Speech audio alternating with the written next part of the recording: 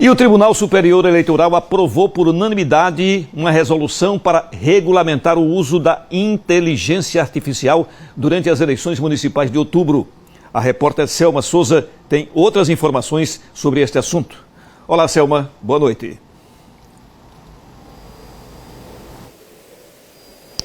Oi, Gilvan, boa noite a você, boa noite a todos que nos acompanham no Jornal do Estado. Além dessa resolução, o Tribunal Superior Eleitoral também aprovou mais 11 resoluções que já estarão em vigor agora nesse pleito municipal. Sobre esse assunto, a gente conversa com o Dr. Wesley Araújo, ele que é especialista em direito eleitoral, porque de fato são decisões importantes, porque colocam em risco, claro, né, toda a legitimidade desse processo eleitoral no que diz respeito a inteligências artificiais, por exemplo, né? Boa noite. Boa noite, Ivan, boa noite a todos os telespectadores. De fato, o TSL teve um olhar diferenciado quando fez as resoluções eleitorais e tratou especificamente sobre a inteligência artificial, trazendo uma legislação muito moderna ao que toca a inteligência artificial e punindo os candidatos, as pessoas que porventura queiram utilizar esse tipo de artifício no pleito eleitoral.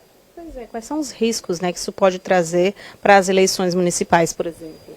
A inteligência artificial utilizada de forma fraudulenta, criminosa, ela pode trazer um desequilíbrio no pleito, no sentido de imputar a algum candidato uma conduta que de fato ele não tenha feito. Os deepfakes, que é aquela sobreposição da voz por meio da inteligência artificial em vídeos, né, dando uma conotação que o candidato tenha falado algo que de fato ele não falou ou expressando um posicionamento que ele não teve, isso aí ele vai ser punido inclusive com a cassação desse mandato, caso seja eleito, ou do registro de candidatura.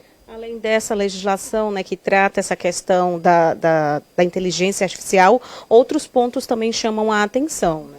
Essas resoluções elas trouxeram uma modernização, então não houve novas resoluções, mas apenas uma alteração, determinando que alguns pontos das resoluções que estavam em vigência nas eleições de 2023, eles foram apenas modificados para trazer algumas adaptações em assuntos como pesquisa eleitoral, no caso dos registros de candidatura, quando essas resoluções elas passam a tratar especificamente da autodeclaração, o TSL quer saber de fato como o candidato se autodeclara.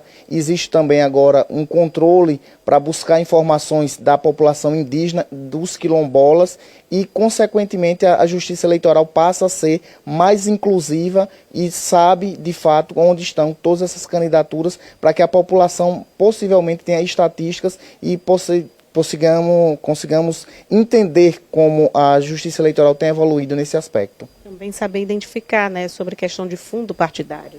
É importante esse aspecto quando eu trato do fundo partidário, onde tanto a destinação para as mulheres, então nós temos os 30%, é necessário que o partido político ele destine em uma conta específica, não só para as candidaturas femininas, como também a resolução trouxe uma obrigatoriedade quanto às candidaturas negras. Então, existe esse destaque nessa resolução para que possa haver, de fato, esse recurso destinado nas campanhas, tanto femininas quanto também a destinação étnica dos recursos do fundo partidário. Fake news também ainda continua sendo um desafio imenso para, né, a Justiça Eleitoral?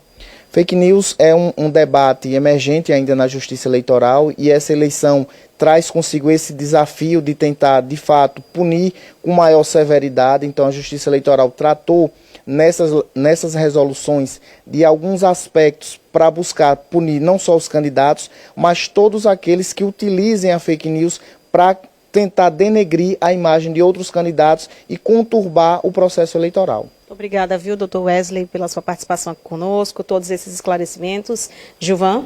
Obrigado, Selma. Boa noite para vocês, viu?